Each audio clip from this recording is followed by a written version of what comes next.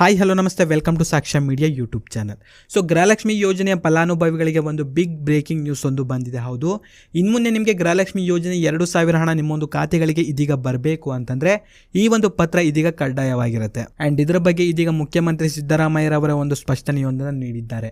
So ಇನ್ಮುಂದೆ ಈ ಒಂದು ಪತ್ರ ನಿಮ್ಮ ಹತ್ರ ಇಲ್ಲ ಅಂತಂದರೆ ನಿಮಗೆ ಗೃಹಲಕ್ಷ್ಮಿ ಯೋಜನೆ ಹಣ ಬರೋದಿಲ್ಲ. ಆ್ಯಂಡ್ ನಿಮ್ಮೊಂದು ಗೃಹಲಕ್ಷ್ಮಿಯು ಕೂಡ ಇಲ್ಲಿ ಕ್ಯಾನ್ಸಲ್ ಆಗುವಂಥ ಒಂದು ಸಾಧ್ಯತೆ ತುಂಬಾ ಉಂಟು. ಸೊ ಏನಿದು ಎಲ್ಲಾನು ಕೂಡ ಈ ಒಂದು ವಿಡಿಯೋದಲ್ಲಿ ಕಂಪ್ಲೀಟ್ ಆಗಿರುವಂಥ ಒಂದು ಮಾಹಿತಿಯನ್ನು ಈ ಒಂದು ವಿಡಿಯೋದಲ್ಲಿ ತಿಳಿಸ್ಕೊಡ್ತೀನಿ.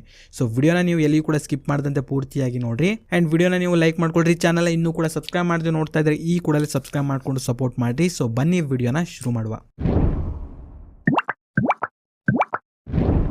ಕಾಂಗ್ರೆಸ್ನ 5 ಗ್ಯಾರಂಟಿ ಯೋಜನೆಗಳಲ್ಲಿ ಗೃಹಲಕ್ಷ್ಮಿ ಯೋಜನೆಯು ಕೂಡ ಒಂದು.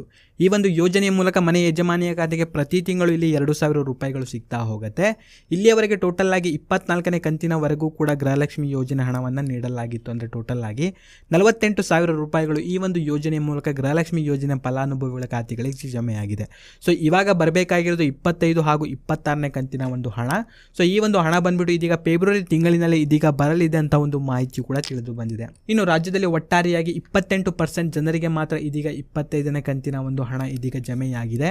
ಇನ್ನು ರಾಜ್ಯದಲ್ಲಿ ಟೋಟಲ್ ಆಗಿ 28% ಜನರಿಗೆ ಮಾತ್ರ ಇದೀಗ ಗೃಹಲಕ್ಷ್ಮಿ ಯೋಜನೆ 25ನೇ ಕಂತಿನ ಹಣ ಇದೀಗ ಜಮೆಯಾಗಿದೆ.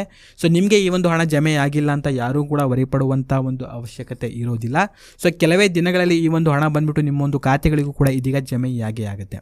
ಆ್ಯಂಡ್ ಇನ್ನು ಇದರ ಜೊತೆಗೆ ಇದೀಗ ಗೃಹಲಕ್ಷ್ಮಿ ಯೋಜನೆಯ ಫಲಾನುಭವಿಗಳಿಗೆ ಇನ್ನೊಂದು ಬಿಗ್ ಬ್ರೇಕಿಂಗ್ ನ್ಯೂಸ್ ಒಂದು ಬಂದಿದೆ. ಹೌದು, ಸೊ ನಿಮ್ಮ ಬಳಿ ಇದೀಗ ಈ ಒಂದು ಪ್ರಮಾಣ ಪತ್ರ ಇರಲೇಬೇಕಾಗತ್ತೆ. ಸೊ ಇನ್ ಕೇಸ್ ಏನಾದರೂ ನಿಮಗೆ ಈ ಒಂದು ಪ್ರಮಾಣ ಪತ್ರ ಇಲ್ಲ ಅಂತಂದರೆ ಸೊ ನಿಮಗೂ ಕೂಡ ಈ ಮುಂದೆ ಗೃಹಲಕ್ಷ್ಮಿ ಯೋಜನೆ ಹಣ ಬರೋದಿಲ್ಲ.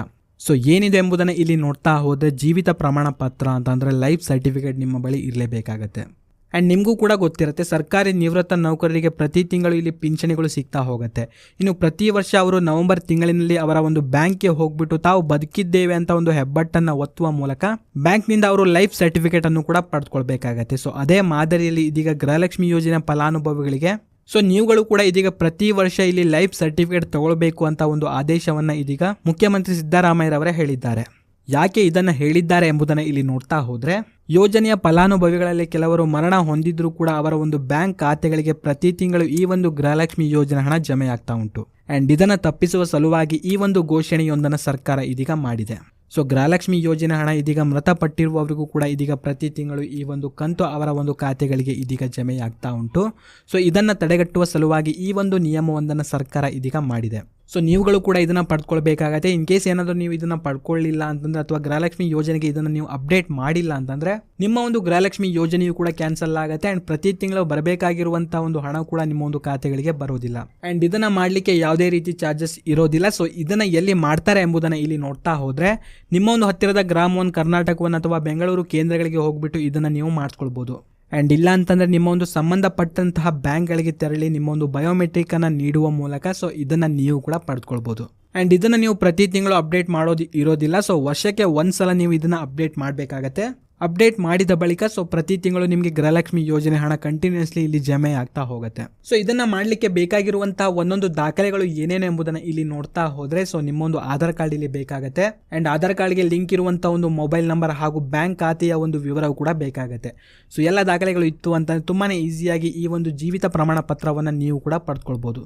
ಆ್ಯಂಡ್ ಇದನ್ನು ಮೊಬೈಲ್ನಲ್ಲಿ ನೀವು ಕೂಡ ಮಾಡ್ಬೋದು. ಸೊ ಮುಂದಿನ ವಿಡಿಯೋದಲ್ಲಿ ಯಾವ ರೀತಿ ಮೊಬೈಲ್ನಲ್ಲಿ ಮಾಡೋದು ಅಂತ ಕಂಪ್ಲೀಟ್ ಆಗಿರುವಂಥ ಒಂದು ಮಾಹಿತಿ ನಿಮಗೂ ಕೂಡ ತಿಳಿಸ್ಕೊಡ್ತೀನಿ. ಸೊ ಇದಾಗಿತ್ತು ಈ ಒಂದು ವಿಡಿಯೋದಲ್ಲಿ ಇದ್ದಂಥ ಕೆಲವೊಂದು ಮಾಹಿತಿ. ಸೊ ವಿಡಿಯೋ ಇಷ್ಟ ಆಗಿದ್ರೆ ವಿಡಿಯೋನ ನೀವು ಲೈಕ್ ಮಾಡ್ಕೊಳ್ರಿ. ಚಾನಲ್ನ ಇನ್ನೂ ಕೂಡ ಸಬ್ಸ್ಕ್ರೈಬ್ ಮಾಡದೆ ನೋಡ್ತಾ ಇದ್ರೆ ಈ ಕೂಡಲೇ ಸಬ್ಸ್ಕ್ರೈಬ್ ಮಾಡ್ಕೊಳ್ಳಿ. ಹಾಗೂ ಈ ಒಂದು ವಿಡಿಯೋವನ್ನು ನೀವು ನೋಡಿದ್ದಕ್ಕೆ ಧನ್ಯವಾದಗಳು.